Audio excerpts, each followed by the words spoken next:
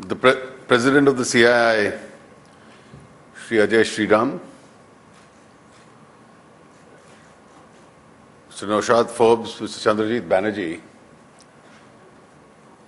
ladies and gentlemen,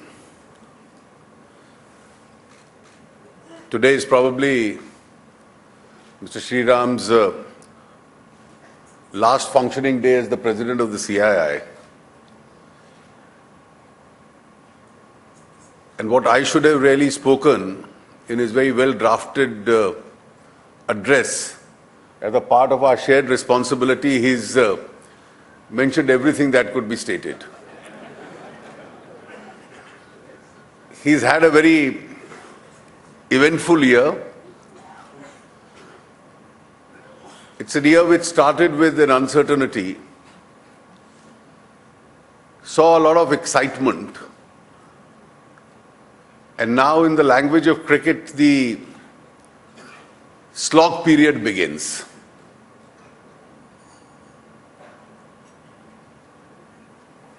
Earlier decisions, which are long pending, are relatively very clear, and therefore the direction of the roadmap is absolutely clear. But as you walk across that road, you realize the challenges in that direction. And therefore, governments have an increased responsibility. And a part of that increased responsibility is that you maintain a reasonable pace, maintain an absolute clarity about direction, and don't allow yourself to be blocked down by some transient objections or obstructions. I think one of the great challenges 10 months ago, as far as India was concerned, was one of credibility. Our credibility with regard to India as an investment destination itself had taken a hit.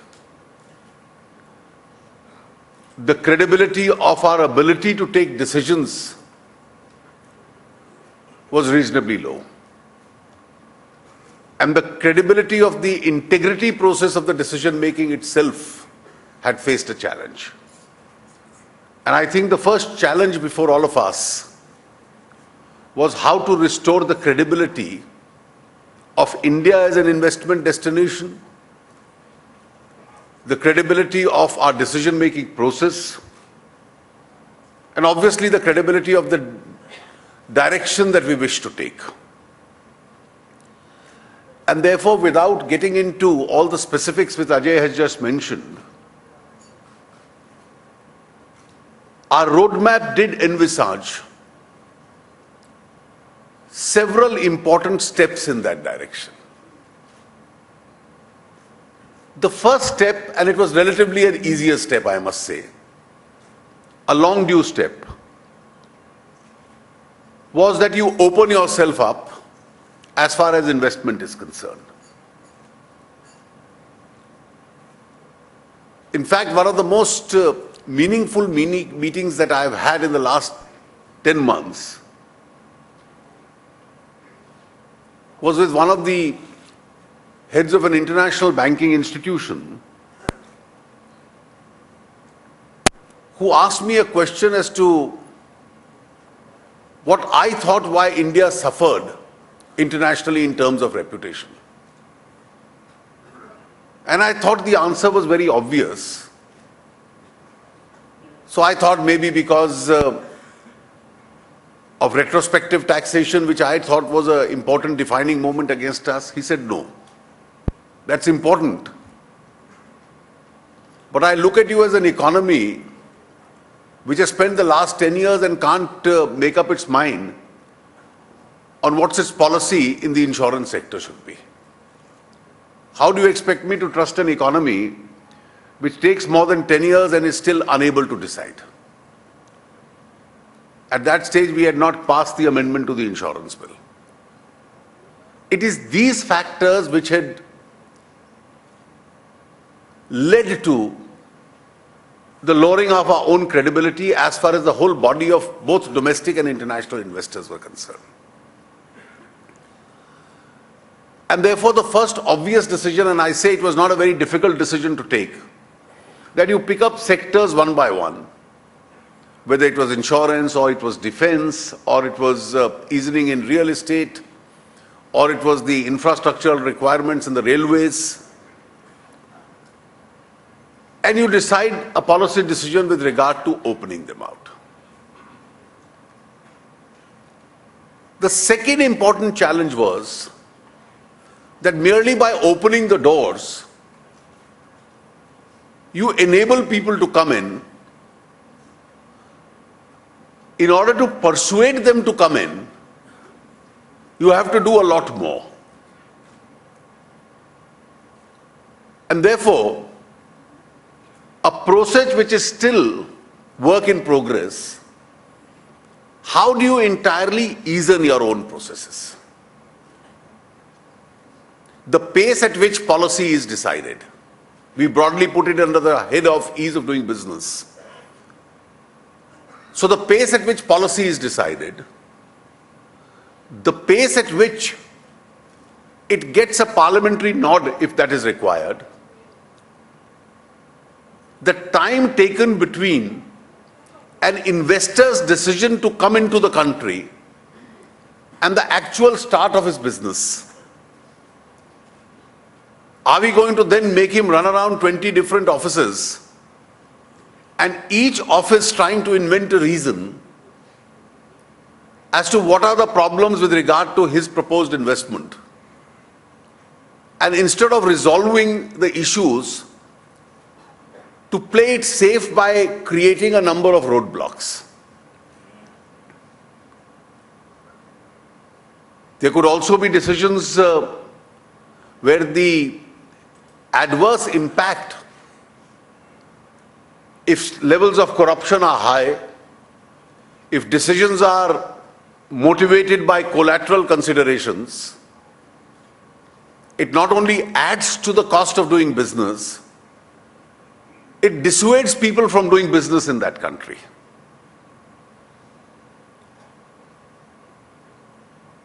And it is here, I think, India faces still one of the greatest challenges. One of the decisions that I announced in the recent budget, which has gone relatively unnoticed, is to whether we can have a regime, and I do intend very shortly appointing an expert committee, the regime of prior permissions to be substituted by a regulatory mechanism. And therefore, the state or the regulatory mechanism steps in only when you violate the guidelines for doing that business are concerned.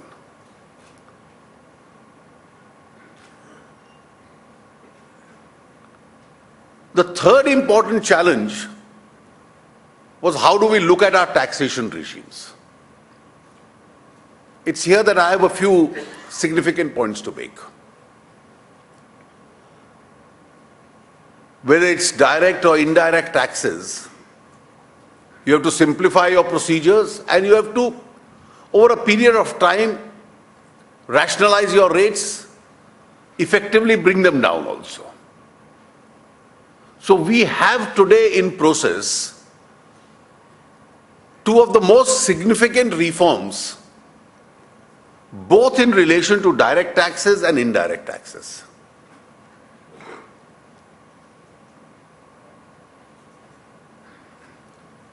Broadly, there's been a consensus as far as the goods and services tax is concerned.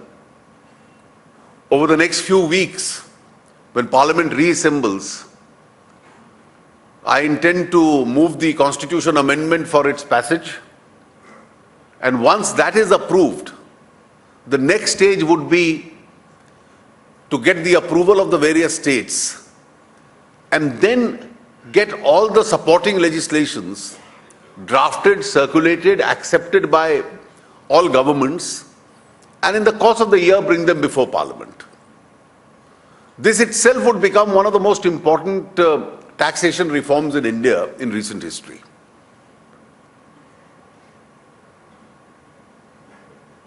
in direct taxes, in fact, one of the only occasions where I was obstructed with a few contrarian voices when I was presenting the budget was when I announced the bringing down of the corporate tax rate over the next 4 years from 30% to 25%. I don't recollect most of you even demanding that because you didn't expect it to happen.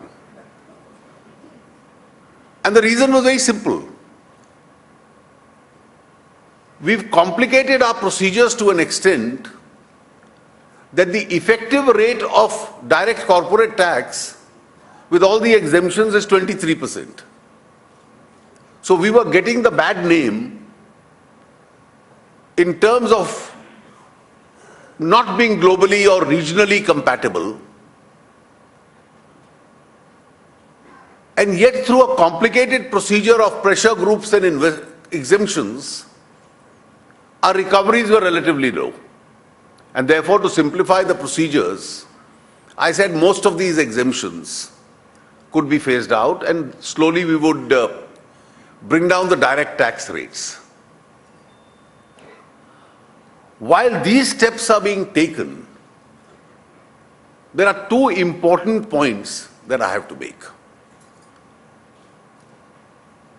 A lot has been said about some decisions taken in the past which had made our taxation regime adversarial. And therefore it was said, and at times rightly so, that on account of those decisions and those assessments, most of which I had almost publicly distanced myself from, and a number of them, those issues are now being put to sleep slowly, that an emerging economy which expects investment cannot really indulge in what was being referred to tax terrorism or a very aggressive tax policy. But our fairness has been partly misunderstood. The converse of tax terrorism is not a tax heaven. And if I read the front page of some newspapers, that's the impression that I get. Taxes which are not payable must not be paid. They should be challenged. But taxes which are payable must be paid. And therefore,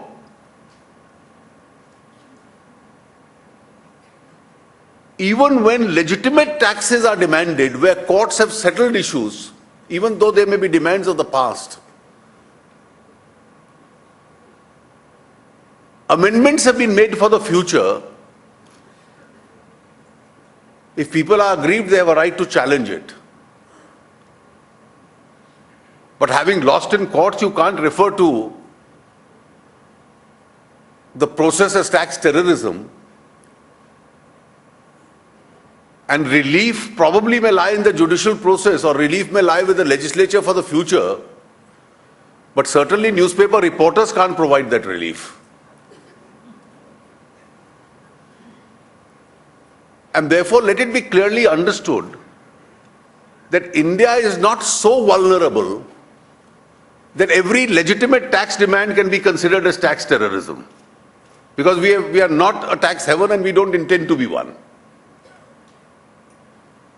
Secondly, this whole debate on undisclosed assets or income abroad. Legitimately, when we are trying to rationalize the rates and bring them down to 25%, there is no reason why anyone should indulge in that misadventure. And therefore, since it's a new tax being imposed, the legislature or the legislation to be approved is fair enough to say there will be a compliance window. All suggestions with regard to that compliance window and its manner and extent of compliance, all suggestions are welcome. Parliament is yet to consider it. But after that, Globally also, let us remember, the regime is becoming extremely challenging. Over the next 2-3 years, the G20 initiative for automatic exchange of information is going to take shape. India has decided to become a signatory to the US law FATCA. And thereafter, not only the US, other countries, INTERSAE would be also discharging their obligations to each other. And therefore, the disconnect from the past will surely come. And it's therefore, rather than wait for that opportunity, where people run into trouble and then say, targeting undeclared, undisclosed incomes or assets abroad is terrorism, it would be in everybody's interest that the rule of law is complied with. And therefore, a very reasonable compliance window would come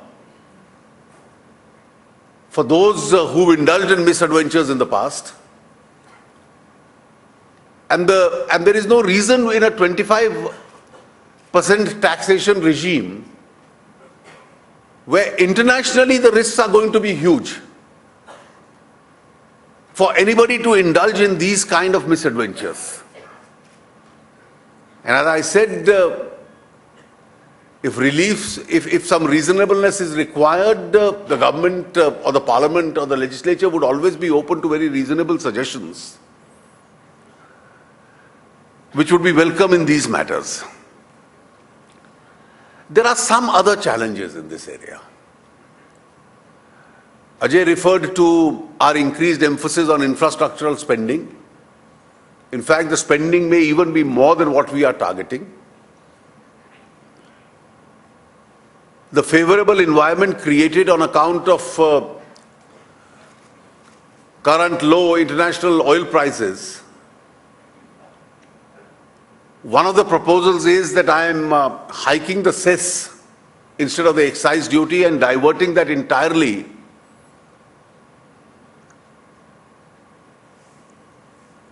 to the infrastructural sector, where the national highways, the rural roads, the railways would all be beneficiaries. There are many other challenges if we look at the whole process moving forward. These challenges relate to the decision-making process being fair but also fearless. I have repeatedly said this, that the liberalization process started in 1991. The language of the present Prevention of Corruption Act, which was drafted in the pre-liberalization era in 1988, is deterring a large number of public servants, particularly civil servants, from taking decisions. The Law Commission has sent its recommendations that in the changed environment, it requires a relook. And therefore, a large number of criminal cases, both against industry and decision makers, which have recently in the last few years disrupted the economic and business environment in this country, require to be seriously addressed by looking at the language of that. I would urge everybody, including the industry, to carefully set up some working groups and assist in the process of this debate as to what kind of changes are required, where errors in decision making could be contradistinct and dealt with separately from corruption in decision making. Both require to be dealt with entirely separately. We are trying to strengthen economic federalism. The states have been hugely empowered. I say this without fear of contradiction. There is not a single state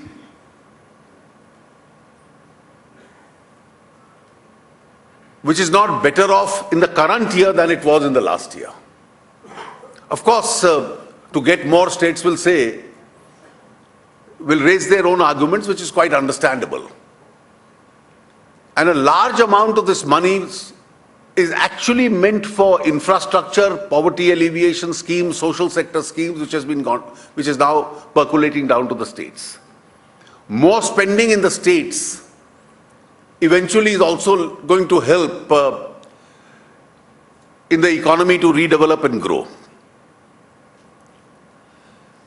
I'm not merely taking satisfaction in the oft-repeated statement that my fiscal deficit is under control or the current account deficit situation is much better off than in the past. The growth rates are going to increase. These are obvious facts. But there are challenges which I see. This emphasis we have put this year on infrastructure, there is an increased investment required as far as agriculture is concerned. Recent weather variations have hurt the agricultural sector significantly. The plight of the farmers requires to be fully supported. In fact, not only the immediate relief to them, but we have to look at increased spending in the years to come on irrigation projects. Manufacturing, of course, needs to grow significantly because that's where the future jobs are going to be. My immediate roadmap, after having cleared a large number of legislative and executive steps, is certainly going to be the Goods and Services Tax, Constitution Amendment, the Companies Act Amendment. Very rarely has an act drafted in 2013 require an amendment in 2014 and 15. But there are huge number of procedural difficulties.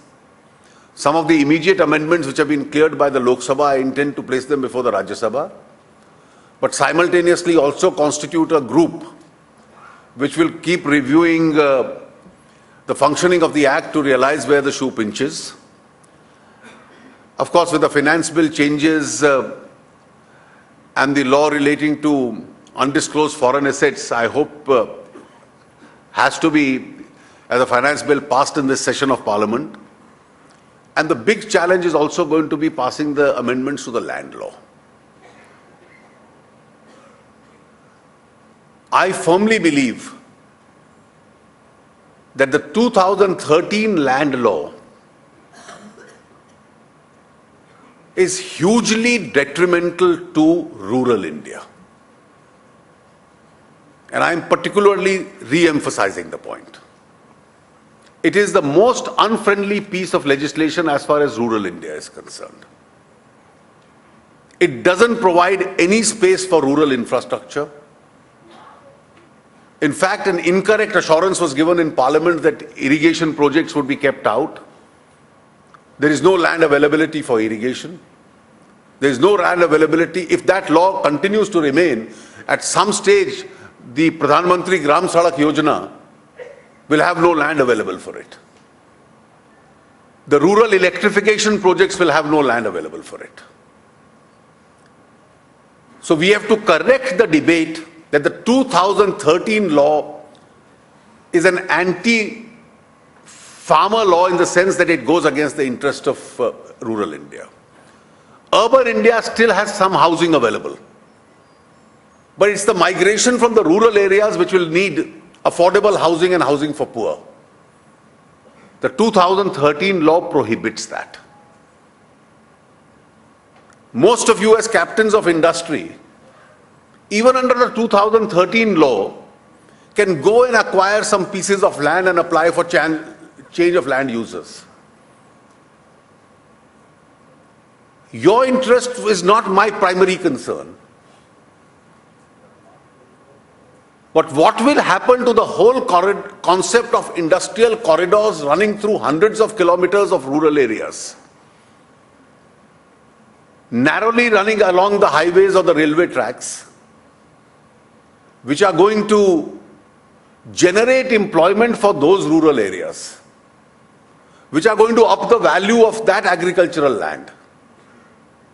And there is a very large section of people in India, the 300 million completely landless people, Dalits mostly, living in villages who are looking for employment. It is these industrial corridors which are going to generate employment for them. The 2013 law doesn't allow any of these things to happen. So it is against the landless who are looking for jobs in a rejuvenated economy. It is the rural infrastructure which is required in those areas because they can't be condemned to live without that infrastructure in perpetuity. It is housing of those people who want to migrate for better living conditions. And the 2015 law corrects these aberrations. It also gives an option to the states that a state which is an appropriate government may notify either or any of those purposes. So if Bihar doesn't want or West Bengal doesn't want to notify it, it has the freedom not to notify it. But it can't prevent Gujarat and Tamil Nadu and Andhra Pradesh or Maharashtra from notifying it. That goes completely contrary to the concept of federalism. And I do hope that after we are able to clear these legislative steps, the next phase of the agenda which has been laid down in the budget, day after tomorrow the Prime Minister is going to unveil the Mudra initiative, which will involve funding the unfunded. The over 5.5 crore very small and micro entrepreneurs of this country who had no structured funding sources. The bankruptcy court, the port corporatization, the shifting over to the regulatory mechanism rather than a prior permission mechanism. These are very challenging initiatives. How pragmatic the last one of this is still a question which is before us. And I hope that once these agendas occupy the center stage and the whole society is able to reflect on them, wisdom of the decision makers and the parliamentary wisdom would facilitate India to grow on the strength of these initiatives. As I said, Ajay has had a very eventful term. We have now moved to this slog period where the initial sound and noise has to be substituted with actual implementation of the decision making. As a part of the shared responsibility, we in government would certainly take the decisions. I think your part of the responsibility in now showing the results on the ground also begins. And I'm sure your successors would probably be closer witnesses to this new era which we are going to see in the years to come. I thank you very much for your kind audience.